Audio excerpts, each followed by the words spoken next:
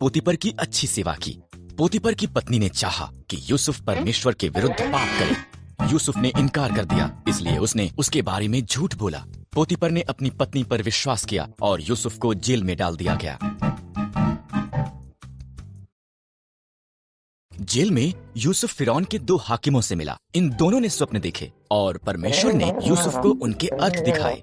यूसुफ की व्याख्या सच्ची हुई। पिलाने हार को आजादी मिली, पर पकाने हार को फांसी दी गई।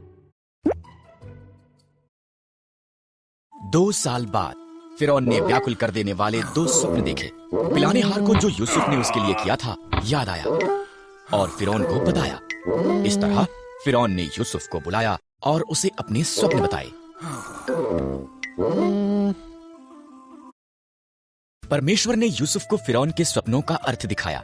7 साल तक भरपूर फसल होगी, यूसुफ ने कहा। इसलिए भोजन को जमा कर लें, क्योंकि इसके बाद 7 साल का अकाल होगा। फिरौन यूसुफ की बुद्धि से प्रभावित हुआ, इसलिए उसने यूसुफ को सारा भोजन एकत्र करने का जिम्मा सौंपा। फिरौन को छोड़ मिस्र में कोई भी यूसुफ से ज्यादा शक्तिशाली नहीं था। यूसुफ के भाई मिस्र में भोजन खरीदने के लिए गए। उन्होंने यूसुफ को दंडवत किया, पर उसे पहचान नहीं पाए। जब उसने देखा कि वो बदल चुके थे, तब उसने उन्हें बताया कि वो कौन था। भाई भयभीत हो गए थे। तुम लोगों ने मेरे लिए बुराई का विचार किया, यूसुफ ने कहा, परंतु परमेश्वर ने उसे भलाई के लिए प्रयोग किया। हमारे पूरे परिवार को मिस्र में ले आओ, हमारे पास खाने के लिए भरपूर होगा। इस्राएलियों से भरा हुआ था। नया फिरौन डरता था कि इजरायली बेहद शक्तिशाली बन जाएंगे, इसलिए उसने उन्हें गुलाम बनाकर उनसे बेहद बुरा बर्ताव किया। फिरौन ने आदेश दिया कि सभी इजरायली लड़के मार दिए जाएं। एक स्त्री ने अपने लड़के को टोकरी में रखा और उसे नदी के किनारे छोड़ दिया।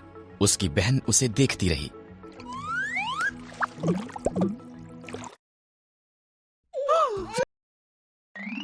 मूसा बड़ा हुआ।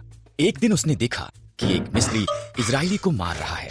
मूसा ने मिस्री को मार दिया और मिद्यान को भाग गया और 40 साल तक एक चरवाहा होकर रहा।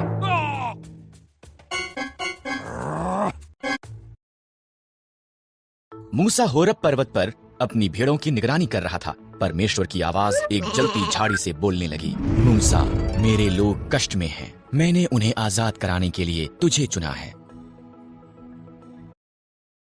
मैं नहीं कर सकता, मूसा ने जवाब दिया। मैं तुम्हारी सहायता करूंगा, परमेश्वर ने वादा किया। अपनी लाठी नीचे फेंक। मूसा ने किया। वो लाठी एक सांप में बदल गई। जब उसने इसे उठाया, वो पुनः एक लाठी बन गई। अपना हाथ ढांप ले, परमेश्वर ने कहा। मूसा ने ऐसा ही किया। उसने देखा ये रोग से भर गया था। जब उसने दोबारा किया, वो चंगा हो गया था। ये जाकर फिरौन को दिखा। परमेश्वर ने कहा, मैं एक अच्छा वक्ता नहीं हूँ। मूसा ने कहा, मैं तुझे शब्द दूंगा। परमेश्वर ने कहा, तुम्हारा भाई हारून सहायता कर सकता है। इस तरह मूसा इजरायलियों को आजाद करने के लिए फिरौन को बताने के लिए गया। फिरौन से कहा, इजरायलियों का परमेश्वर कहता है कि तुम उसके लोगों को जाने दो, नहीं तो बुरी बातें तुम्हारे साथ होंगी। पर फिरौन ने उनकी नहीं सुनी।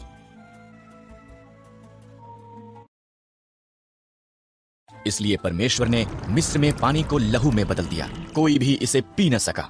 तब उसने मिस्रियों के घरों को मेंढकों से भर दिया। हर तरफ मेंढक थे, फिर भी फिरौन ने उनकी नहीं सुनी। इसलिए परमेश्वर ने मिस्र के आकाश को कुत्तियों से भर दिया। वो वहां धूल के समान भर गई। फिर उसने मिस्र के देश को डांसों से भर दिया। फिर भी फिरौन ने उनकी नहीं सुनी। इसलिए परमेश्वर ने मिस्र के जानवरों को मार दिया। घोड़े, गधे, ऊंट, भेड़ें और बकरियां सब मर गए। फिर उसने मिस्री लोगों को फोड़े से पीड़ित किया। फिर भी फिरौन ने उनकी नहीं सुनी। परमेश्वर ने मिस्र की फसल का नाश करने के लिए ओलों की वर्षा भेजी। उनकी जौ और सन्न की फसल नष्ट हो गई। तब उसने बचे हुए फल को खाने के लिए टिड्डियां भेजी। फिर भी फिरौन ने उनकी नहीं सुनी। इसलिए परमेश्वर ने देश में अंधकार भेजा। फिर भी फिरौन ने उनकी नहीं सुनी। परमेश्वर ने कहा, मैं मिस्र में प्रत्येक पहिलौठों को मार दूंगा और सभी पशुओं के पहिलौठों को भी। मेरे लोग एक मेमने को मारें, उसे खाएं और उसके लहू को उनके द्वार की चौखट पर लगाएं। मैं लहू को देखूंगा और उनके घरों को छोड़ दूंगा, उनके बच्चे नहीं मरेंगे। तुम इसे फसह कहोगे और सदा उसे याद रखोगे। इजराइलियों ने परमेश्वर की आज्ञा मानी, पर मिस्रियों के पहलौठे मर गए, यहाँ तक कि फिरौन का पुत्र भी। अंत में फिरौन ने सुनी और उसने इजराइलियों को जाने दिया।